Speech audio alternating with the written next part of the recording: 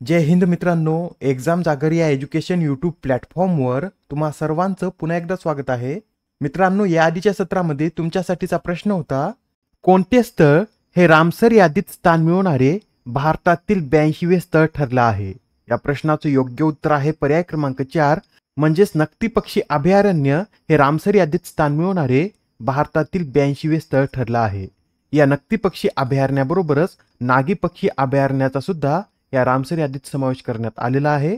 व हे नागी पक्षी अभयारण्य रामसर यादीत स्थान मिळवणारे भारतातील 81वावे तर नक्ती पक्षी अभयारण्य 82वावे स्थळ ठरलं आहे. बरं, हे जे दोन्ही अभयारण्य आहेत हे कोणत्या राज्यात स्थित आहेत? तर हे दोन्ही अभयारण्य बिहार या राज्यात स्थित आहेत.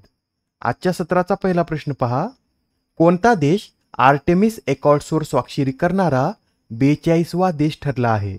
तर आता आर्टेमिस एकॉर्ड्सवर स्वाक्षरी करणारा स्लोवाकिया हा 42वा देश ठरलेला आहे. नुकतेच 30 मे रोजी 2 देशांनी आर्टेमिस एकॉर्ड्सवर स्वाक्षरी केली आहे. त्यापैकी 41वा देश हा पेरू ठरला आहे, तर 42वा देश हा स्लोवाकिया ठरलेला आहे. बरं, हे आर्टेमिस एकॉर्ड्स काय आहे?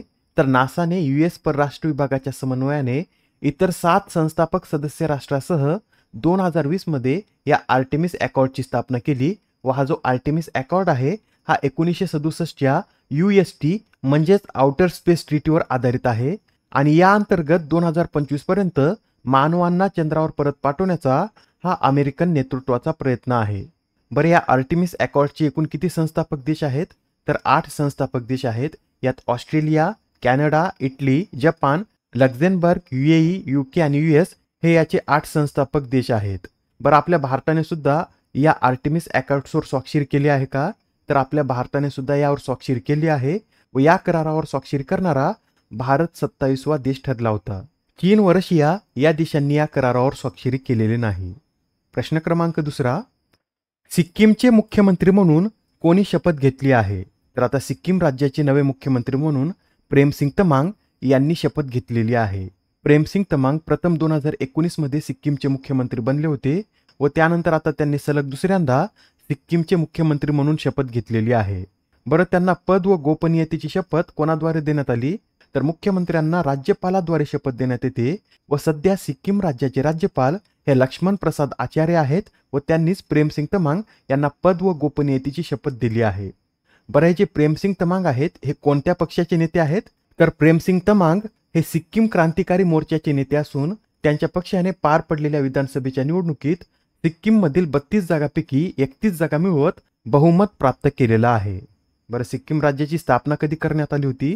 तर 1975 मध्ये 36व्या घटना दुरुस्तीद्वारे सिक्कीम राज्याची स्थापना करण्यात आली होती व सिक्कीम स्थापनेनुसार भारतातील 22वे राज्य आहे. सिक्कीमची राजधानी काय आहे? तर गंगटोक ही सिक्कीमची राजधानी आहे व या राज्यामध्ये एकच नॅशनल पार्क आहे आणि ते कोणतं? तर कांचनजंगा नॅशनल पार्क हे सिक्कीम या राज्यामध्ये स्थित आहे. प्रश्न क्रमांक 3, नॉर्वे बुद्धिबळ स्पर्धा 2024चं विजेतेपद कोणी पटकावले? तर ही जी नॉर्वे बुद्धिबळ स्पर्धा आहे या स्पर्धेचं विजेतेपद मॅग्नस कार्लसन यांनी पटकावलेलं आहे. आपल्या भारताच्या आर प्रज्ञानंद यांना या स्पर्धेत 3ऱ्या स्थानावर समाधान मानावं लागलेलं आहे. बरं, महिला नॉर्वे बुद्धिबळ स्पर्धेचं विजेतेपद कोणी पटकावलं? तर विद्यमान महिला जागतिक चॅम्पियन झू वेनजून यांनी या स्पर्धेचं विजेतेपद पटकावलेलं आहे. प्रश्न क्रमांक 4, फ्रेंच ओपन महिला एकेरीचं विजेतेपद कोणी पटकावले? तर आता ही जी फ्रेंच ओपन स्पर्धा आहे या स्पर्धेचं विजेतेपद इगा स्विटेक यांनी पटकावलेलं आहे. इगा स्विटेक या कोणत्या देशाच्या खेळाडू आहेत?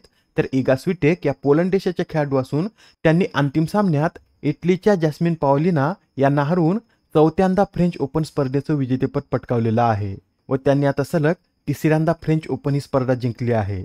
आणि 2007 ते 9 मध्ये जस्टिन हेनिन नंतर सलग 3 वेळा फ्रेंच ओपन जिंकणारी ती पहिली महिला ठरली आहे.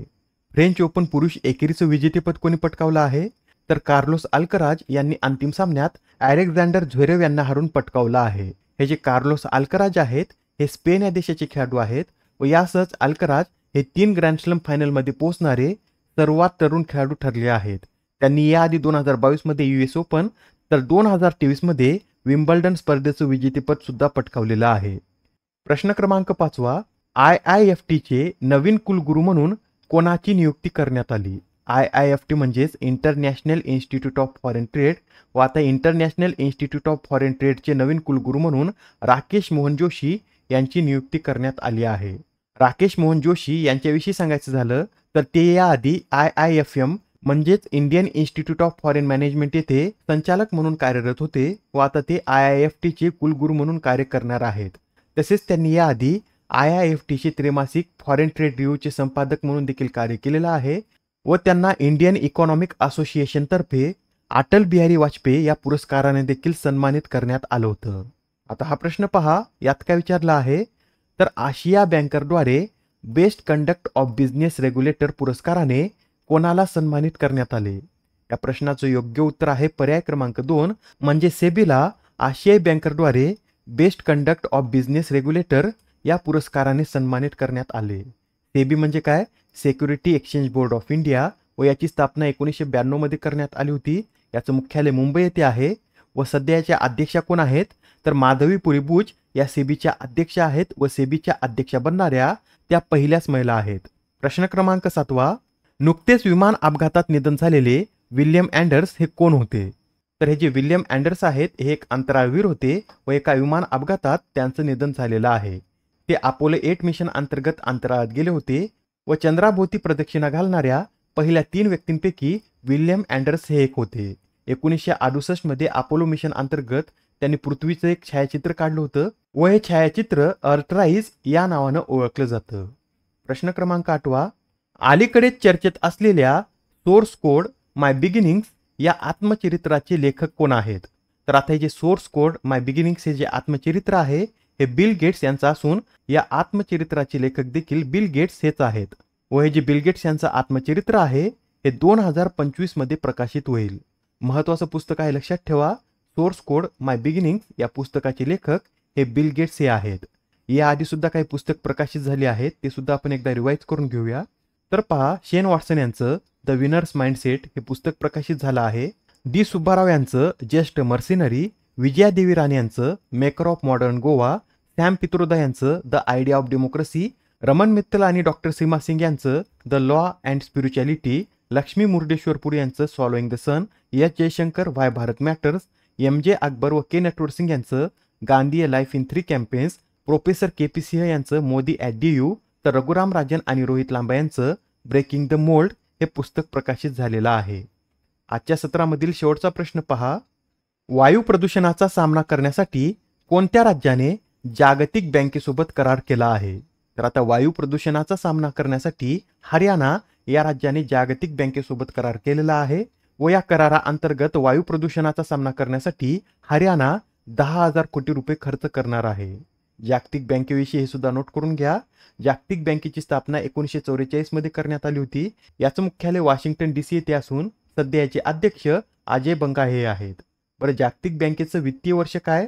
तर 1 जुलै ते 30 जून हे जागतिक बँकेचं वित्तीय वर्ष आहे. एक्झाम मध्ये बऱ्याच वेळा विचारण्यात येतं, तर लक्षात ठेवा जागतिक बँकेचं वित्तीय वर्ष हे 1 जुलै ते 30 जून हे आहे.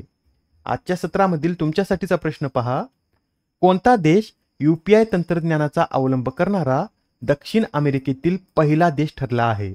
आता या प्रश्नाचं उत्तर कमेंटमध्ये देण्याचा प्रयत्न करा. उत्तर चुकलं तरी काय हरकत नाही, कारण ज्यावेळेस तुम्हाला या प्रश्नाचं योग्य उत्तर माहित होतं त्यावेळेस हा प्रश्न तुमच्या दीर्घकाळापर्यंत लक्षात राहतो. तर आता पुढच्या सत्रामध्ये पुन्हा भेटूया. धन्यवाद.